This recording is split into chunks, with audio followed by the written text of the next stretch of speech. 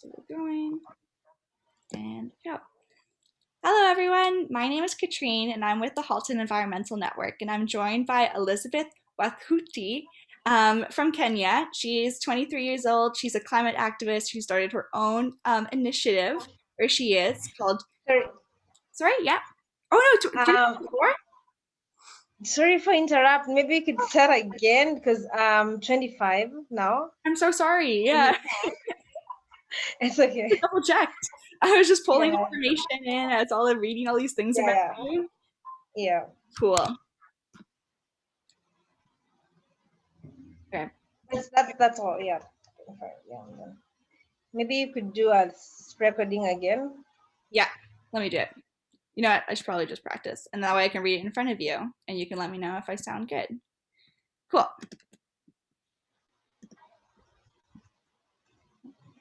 Hello, everyone. My name is Katrine, and I'm with the Halton Environmental Network, and I'm joined today by Elizabeth Wathuti.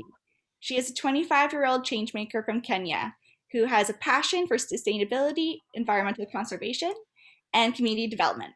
She runs her own initiative called Green Generation, which aims to inspire young people to build greener communities and create a more climate resilient world. We're so glad to have Elizabeth with us today and to talk a little bit more about her journey and her desire to get into climate action and inspire you to take climate action in your own communities. So, Elizabeth, I was wondering if you could share with us a little bit more today about what it is that inspired you to take action and how you started and where you've gone since then. Thank you so much, Katrine. My name is Elizabeth Wathuti and the founder of Green Generation Initiative. And the focus of Green Generation Initiative is to get young people to love nature and to get them to be conscious of the environment at a young age. And what this initiative is trying to do is to create a generation of environmentally conscious individuals at the end of the day. I was greatly inspired from where I grew up. I came from the most forested region in Kenya, and this is in the Central Highlands of Kenya. So, and it also happens to have been the birthplace to my greatest source of inspiration, the late Professor Wangari Maathai, who is a great African woman who really fought for the environment and happened to also have won the Nobel Peace Prize as the first African woman for her efforts in conservation. So during her time, I was able to also plant my first tree at the age of 7 years old. And since then, this number has continued to increase to over 30,000 tree seedlings during my journey as an activist and my journey as an environmentalist right now. So having grown up in this region that is so green, beautiful, and a place where I could walk, close to clean streams, spend time in the bushes, spend time with the trees ahead of me, the bushes besides me, and just being able to be in a place where nature is at its most pristine.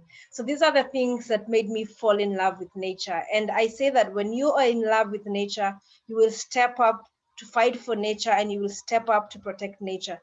So for me, this is where the connection with the natural world came from.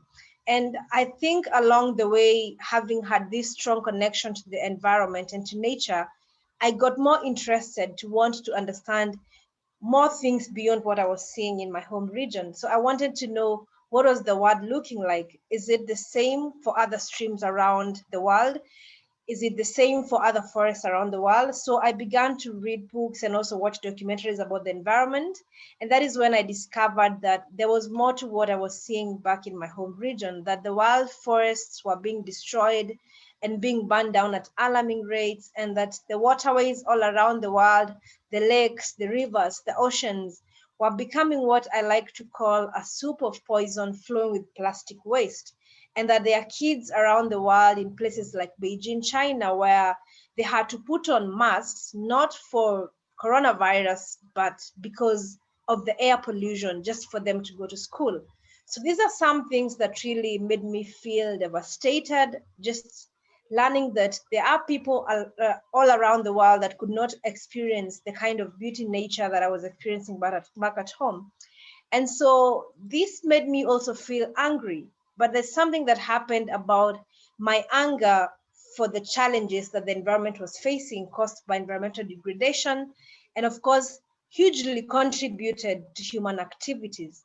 And this anger gave me a hunger to want to do something about these challenges because I wanted to see a different world. I wanted to see a different nation. I wanted to see a different face that would convince me that the future was going to be green, safe, and clean for us all to live in.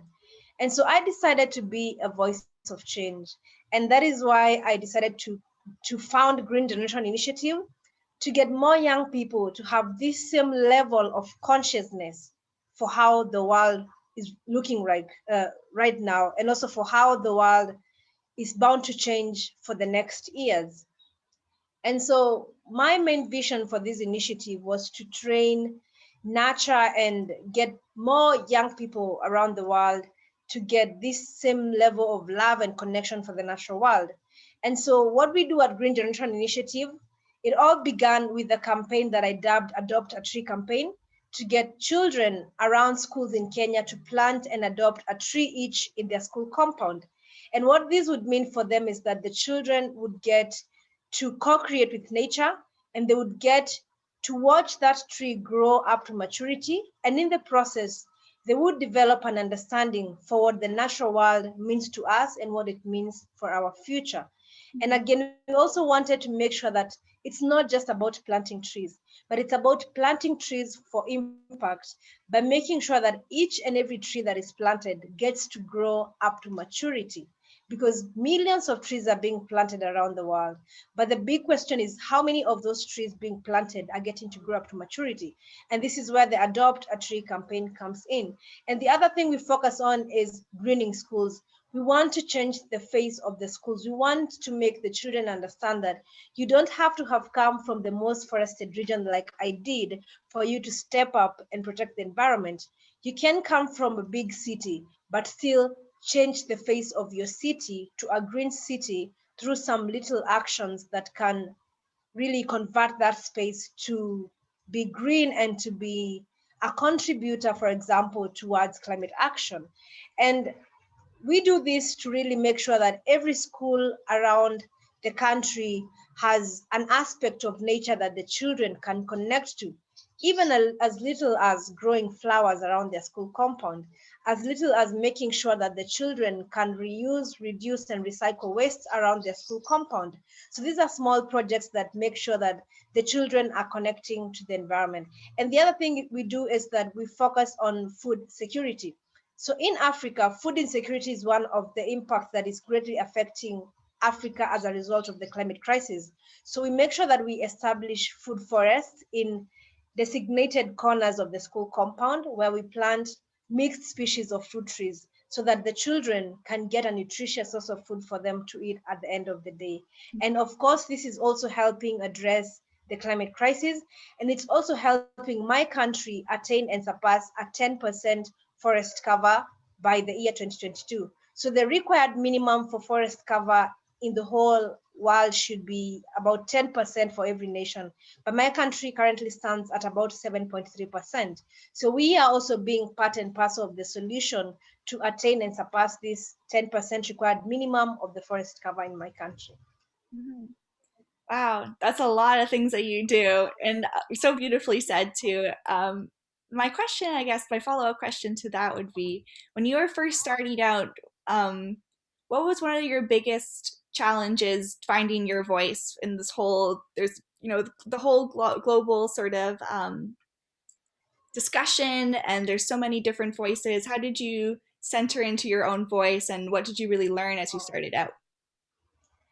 I think it has always been a great challenge being a young woman from the global south who's trying to be a voice for the future, a voice, against the climate crisis, a voice for the environment. And I think it was a journey with so many challenges, trying to find my voice and trying to be heard, because being heard is one of the challenges that we always face, that we are trying to speak up for the kind of future that we want. We are trying to raise issues about what is happening with the climate crisis here in Africa, for instance, but most of our voices still go unheard all around the world. So I remember the first time I decided to be a voice of change, I walked into a school with only 23 seedlings that I had bought with my own personal savings. I did not know where to get tree seedlings from. And at some point, the tree seedlings can be very expensive. But I wanted to get children to understand about the environment. I wanted to also understand what their thoughts were in terms of how the world was changing. Did they find it any different? Did they have any anxiety in terms of how they wanted the world to look like? So that is why I stepped into this one particular school. And I didn't want to just go and talk to them. I wanted to make them feel part of the solution. I wanted to involve them in taking action. And that is why I walked into the school with seedlings for them to also plant in their school compound. So I think this was also one of the challenges, getting the seedlings. And I remember stepping into this school, and the children were so many, there were hundreds of them. And each of them wanted to plant a tree each in their school compound. But here I am with only 23 seedlings, and there are hundreds of them. And I didn't even know how to divide these tree seedlings among the hundreds of the students. So I had to group them in like groups of 10 and a tree seedling each. And at some point, I really felt sad because I could see the energy, I could see the passion, I could see the will for them to green their school, for them to green the nation, and for them to be part of the solution.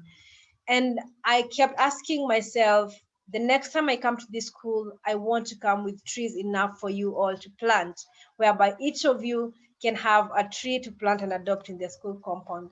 And so just seeing this passion from young people and then getting into the outside world and learning that there's another huge population of people that really do not care and are not concerned about the environment and are not concerned about how they live this planet for the next generations, then really this made me feel sad that these young people want to have a better future for the next 20, 30, 50 years to come.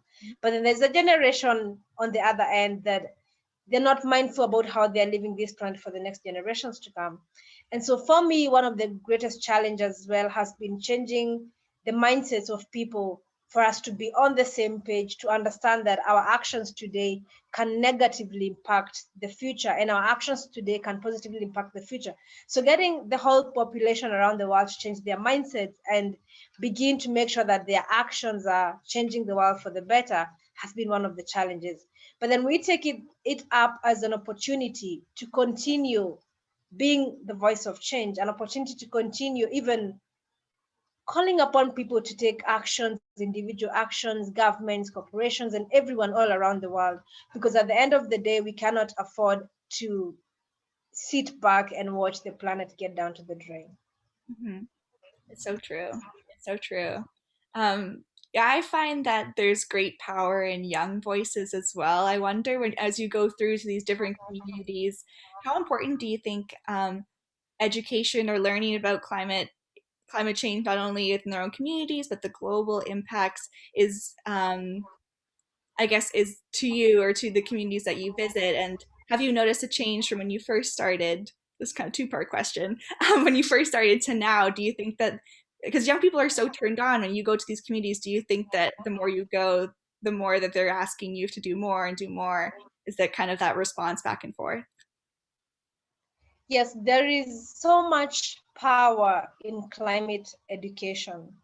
Because one thing is that the people that are at the center of this crisis, most of them do not even understand that it's the climate crisis that is happening. And even if they do not know what to do about it. How can they adapt or mitigate the impacts of climate change?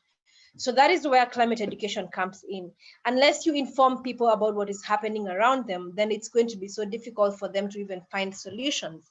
So I do believe in tapping in the power of climate education. And this is where we say that it's about leaving no one behind.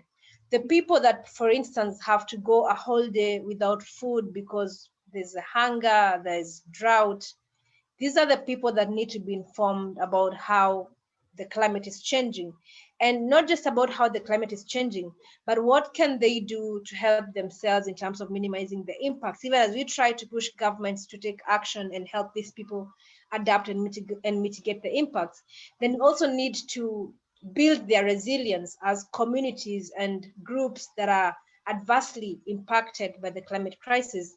And the best way to also start to build resilience is to inform them about what is happening and feed them with solutions. Most of them have solutions, in fact, and are already working on solutions to adapt to the crisis.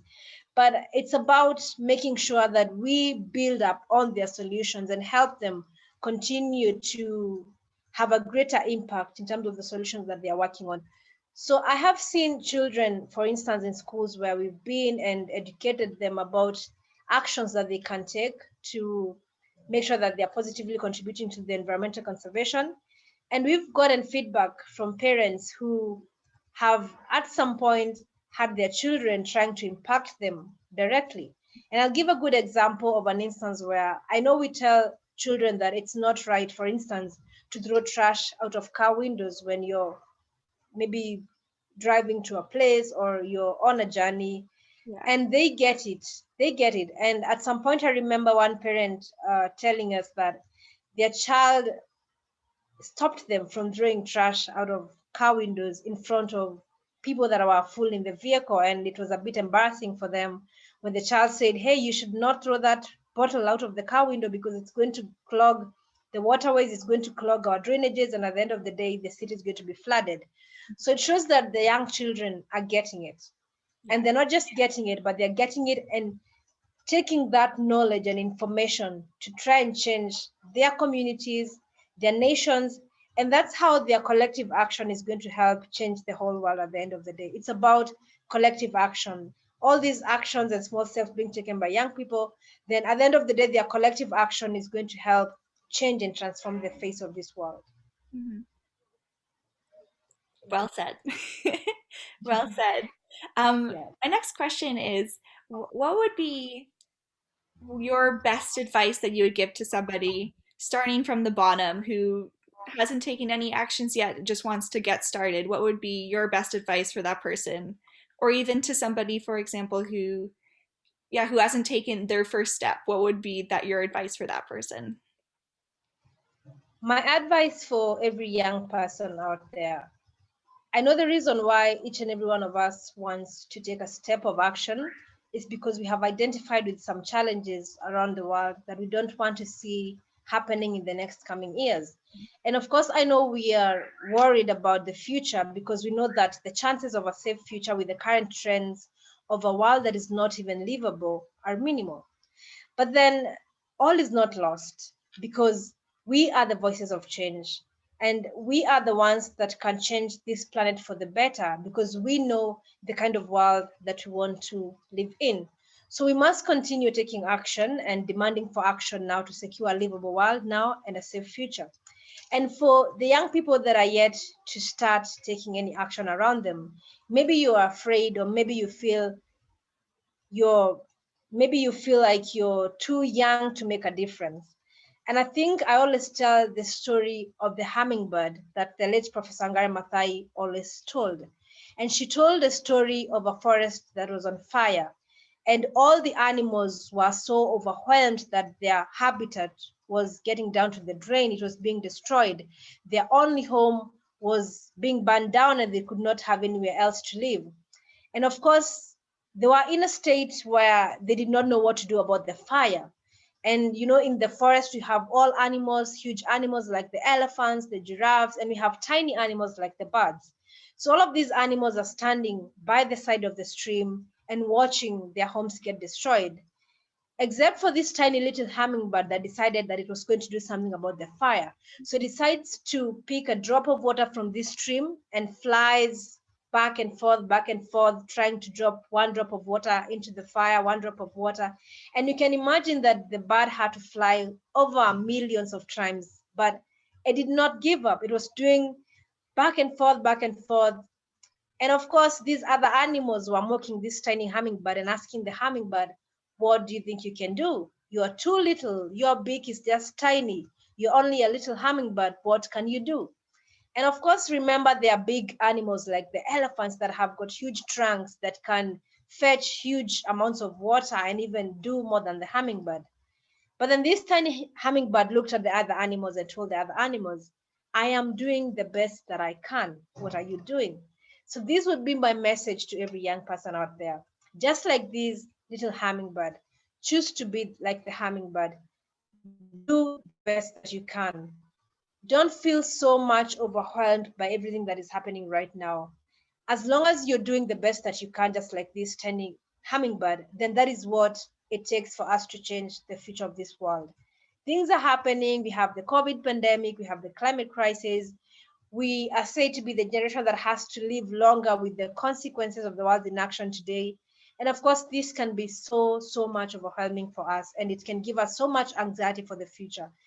But let us choose to be like the hummingbird, to do what we can in our capacity as young people, and then continue to also put pressure on people that can even make huge decisions and change, policies, or even take huge actions like governments, because we are the voices of change, and we are not too little or too young to make a difference. Every voice matters, and every voice is going to help change the face of this planet.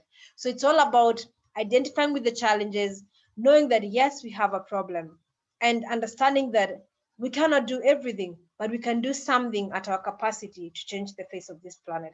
And then not waiting for anyone to give us a seat at the table, or not waiting for anyone to tell us to take up action, but stepping up from wherever we are and deciding and choosing to be the voices of change, and choosing to start now, not tomorrow. Wonderful. Thank you so much, Elizabeth, for taking the time to speak with us today. Um, yes, I think I'm going to be just like the hummingbird, and I hope that the rest of us all take that story to heart and take action with our communities. Thank you so much. Thank you so much. Thank you for having me. Lovely. Okay, I'm going to put the